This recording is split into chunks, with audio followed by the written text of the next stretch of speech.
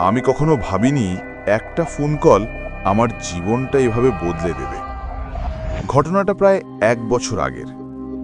সেদিন রাতে আমি একাই বাসায় ছিলাম। সময় তখন প্রায় রাত 1টা। চারদিকে অদ্ভুত নীরবতা। আমি মোবাইলে ভিডিও দেখছিলাম। হঠাৎ আমার ফোনে একটা অজানা নাম্বার থেকে কল আসলো। প্রথমে ধরিনি, কিন্তু আবার কল আসলো। বিরক্ত হয়ে কলটা রিসিভ করলাম। আমি বললাম, হ্যালো, কে বলছেন? ওপাশ থেকে কয়েক সেকেন্ড কোনো শব্দ নেই। তারপর একটা খুব নিচু ঠান্ডা গলা, তুমি এখন একা আছো, তাই না? আমার শরীর ঠান্ডা হয়ে গেল। আমি বললাম, কে আপনি? কোনো উত্তর নেই। কল কেটে গেল। আমি ভাবলাম কেউ হয়তো মজা করছে, কিন্তু কিছুক্ষণ পর আবার কল, একই নাম্বার। এইবার ধরতেই ওপাশ থেকে গলা, তোমার রুমের দরজাটা খোলা আছে। আমি পিছনে তাকালাম, দেখি দরজাটা সত্যি অল্প খোলা। আমার বুক ধড়ফড় করতে লাগলো। আমি ধীরে গিয়ে দরজা বন্ধ করলাম। তারপর আবার ফোনে বললাম, আপনি কে? আপনি কি বলছেন? ওপাশ থেকে হালকা হাসি এলো। তারপর সে বলল, তুমি এখন দরজাটা বন্ধ করলে। আমার হাত থেকে ফোনটা প্রায় পড়ে যাচ্ছিল। আমি চিৎকার করে বললাম, তুমি কে? কোথায় আছো? কোনো উত্তর নেই, শুধু নিঃশ্বাসের শব্দ, ধীরে, ভারী, ঠান্ডা। আমি ভয় পেয়ে কলটা কেটে দিলাম। তারপর সাথে সাথে সব লাইট জ্বালিয়ে দিলাম। পুরো বাসাটা চেক করলাম, কেউ নেই, সব স্বাভাবিক। আমি নিজেকে বোঝালাম কেউ প্র্যাঙ্ক করছে, কিন্তু ভেতরে ভেতরে একটা অদ্ভুত ভয় কাজ করছিল।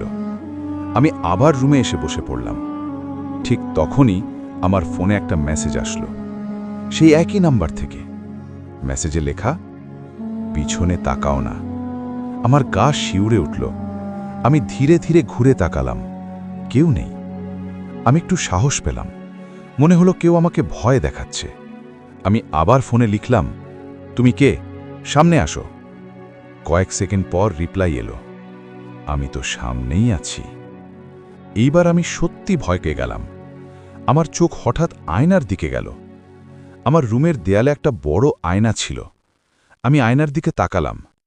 প্রথমে সব স্বাভাবিক লাগছিল, কিন্তু কয়েক সেকেন্ড পরে আমি দেখলাম আয়নার ভিতরে আমি দাঁড়িয়ে আছি, কিন্তু আমি তো চেয়ারে বসে আছি।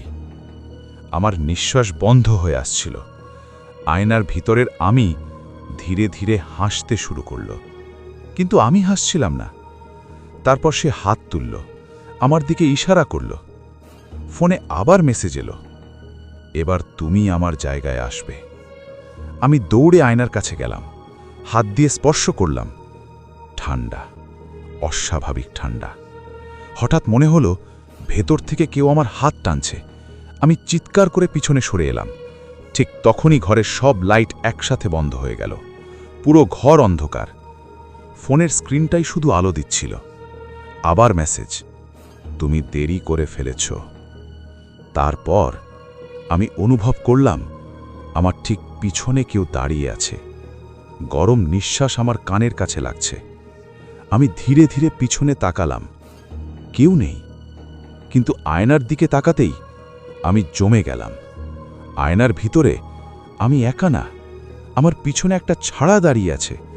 তার মুখ দেখা যাচ্ছে না, কিন্তু তার চোখ লাল, জ্বলছে।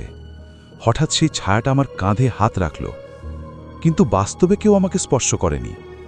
আমি ভয় পেয়ে দৌড়ে দরজার দিকে গেলাম। দরজা খুলতে গেলাম, কিন্তু দরজা খুলছিল না, যেন বাইরে থেকে কেউ ধরে রেখেছে। আমি চিৎকার করছিলাম, কিন্তু কোনো শব্দ বের হচ্ছিল না। হঠাৎ সব কিছু থেমে গেল। লাইট আবার জ্বলে উঠল, সব স্বাভাবিক, দরজাও খোলা। আমি দৌড়ে বাইরে বের হয়ে গেলাম। সেই রাত আমি আর বাসায় থাকিনি। পরের দিন সকালে আবার বাসায় ফিরে এলাম। সবকিছু ঠিক ছিল, কিন্তু একটা জিনিস আজও বদলায়নি। আজও মাঝে মাঝে রাতে আমার ফোনে অজানা নাম্বার থেকে কল আসে। আমি কখনো ধরি না, কিন্তু একদিন ভুল করে ধরেছিলাম। ওপাশ থেকে শুধু একটা কথা শোনা গিয়েছিল, আমি এখনো আয়নার ভিতরে আছি।